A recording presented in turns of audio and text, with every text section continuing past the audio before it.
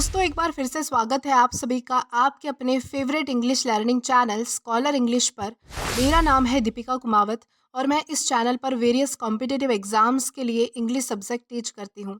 तो बेसिकली आज के इस वीडियो में हम डिस्कस करने वाले हैं वन वर्ड सब्स्टिट्यूशन। तो चलिए और ज़्यादा देर ना करते हुए बढ़ते हैं हमारे वीडियो की ओर और जानते हैं कि आज का हमारा सबसे पहला वर्ड कौन सा है। तो आज का हमारा सबसे पहला वर्ड है हेयर्स। हेयर्स का मतलब होता है a vehicle use to carry a dead body, यानी कि मुर्दा गाड़ी। यानी कि ऐसी गाड़ी या फिर ऐसी लॉरी जिसे हम कह सकते हैं जहाँ पर जो है वो डेड बॉडी को कैरी किया जाता है, उस पर जो है वो ले जाया जाता है, उसे कहा जाएगा हेयर्स। देन इसी के साथ हम आगे जाएंगे हमारे नेक्स्ट वर्ड की ओर और जानेंगे कि इसके बाद हमारा अगला वर्ड कौन सा है। देन इसके बाद हमारा अगला वर्ड है ट्रम्पेट। ट्रम्पेट का मतलब होता है the sound an elephant makes, यानी कि हाथी की आवाज़। यानी कि जो आवाज़ हाथी निकालते हैं उसे कहा जाएगा ट्रम्पेट। देन इसी के साथ आगे बढ़ते हैं हमारे नेक्स्ट वर्ड की ओर। तो इसके बाद हमारा अगला वर्ड है बेलो। बेलो का मतलब होता है the sound made by crocodile, यानी कि मगरमच्छ की आवाज़।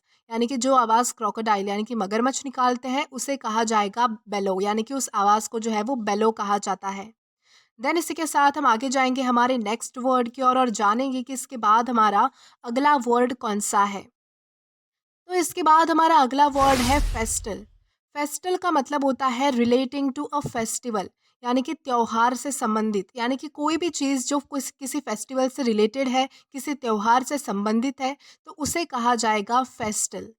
देन इसी के साथ हम आगे जाएंगे हमारे नेक्स्ट वर्ड की ओर और जानेंगे कि इसके बाद हमारा अगला वर्ड कौन सा है।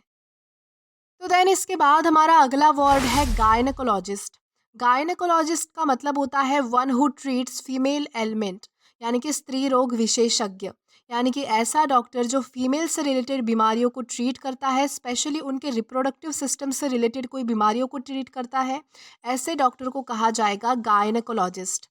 देन इसी के साथ हम आगे जाएंगे हमारे नेक्स्ट वर्ड की ओर और जानेंगे कि इसके बाद हमारा अगला वर्ड कौन सा है। तो देन इसके बाद हमारा अगला वर्ड है असाइलेंट। असाइलेंट का मतलब होता है a person who physically attacks another, यानी कि हमलावर। यानी कि ऐसा कोई व्यक्ति जो किसी को फिजिकली अटैक करे, किसी को मारे, उसे कहा जाएगा असाइलेंट, यानी कि हमलावर। यानी कि जो व्यक्ति किसी पर हमला करता है उस व्यक्ति को असाइलेंट कहा जाता है। देन इसी के साथ हम आगे बढ़ेंगे हमारे नेक्स्ट वर्ड की ओर और जानेंगे कि इसके बाद हमारा अगला वर्ड कौन सा है। तो इसके बाद हमारा अगला वर्ड है कैरोल। कैरोल का मतलब होता है song which is sung in a church by a group of singers, यानी कि गीत।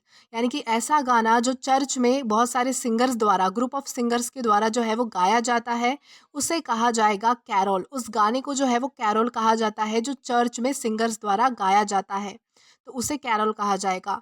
देन इसी के साथ हम आगे जाएंगे हमारे नेक्स्ट वर्ड की ओर और जानेंगे कि इसके बाद हमारा अगला वर्ड कौन सा है।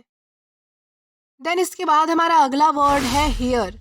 हियर का मतलब होता है person who is natural successor to ancestral property, यानी कि वारिस। यानी कि ऐसा व्यक्ति जिसे अपनी पुश्तैनी बहुत सारी चीज़ें यानी कि प्रॉपर्टी मिली है, अपने एंसेस्टर से बहुत ज़्यादा प्रॉपर्टी मिली है, विरासत में बहुत बहुत कुछ मिला है, और वो नेचुरल सक्सेसर है, यानी कि उसे कुछ करने की ज़रूरत नहीं है, वो वैसे ही वेल्दी है। तो ऐसे इंसान को कहा जाएगा हियर। यानी कि जो वारिस होता है, जो विरासत में बहुत सारी जिसे चीज़ें मिली होती है, जिसे पैसा मिला होता है, एंसेस्ट्रल प्रॉपर्टी मिली होती है, जो नेचुरल सक्सेसर होता है, ऐसे व्यक्ति को हियर कहा जाएगा। देन इसी के साथ हम आगे जाएंगे हमारे नेक्स्ट वर्ड की ओर और जानेंगे कि इसके बाद हमारा अगला वर्ड कौन सा है। तो इसके बाद हमारा अगला वर्ड है इग्लू। इग्लू का मतलब होता है house that is made of ice blocks, यानी कि बर्फ से बना घर। यानी कि जो घर जो है वो आइस ब्लॉक से बना होता है, बर्फ से बना होता है, उस घर को जो है वो इग्लू कहा जाएगा। देन इसी के साथ हम आगे जाएंगे हमारे नेक्स्ट वर्ड की ओर, तो और जानेंगे कि आज का हमारा ये लास्ट वर्ड कौन सा होता है। तो हमारा ये वर्ड है कॉबवेब। कॉबवेब का मतलब होता है अ स्पाइडर्स होम, यानी कि मकड़ी का जाला। यानी कि जो मकड़ी का घर होता है, मकड़ी का जो जाला होता है, उसे कहा जाएगा कॉबवेब। तो दोस्तों आज के लिए बस इतना ही। आज की इस क्लास का पीडीएफ आप हमारे टेलीग्राम चैनल के थ्रू एक्सेस कर सकते हैं।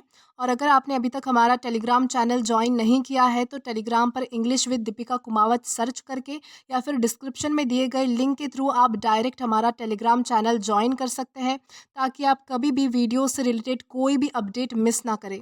और अगर आपको आज का ये वीडियो हेल्पफुल लगा है या फिर पसंद आया है तो do like this video, subscribe the channel and share as much as you can. और अगर आपने इससे पहले वाले वीडियोस नहीं देखे हैं तो यहाँ पर मैंने एक प्लेलिस्ट प्रोवाइड की है, जहाँ पर आप क्लिक करके वो सभी पहले वाले वीडियोस भी देख सकते हैं और एक्सप्लोर कर सकते हैं। Till then keep learning. Thank you.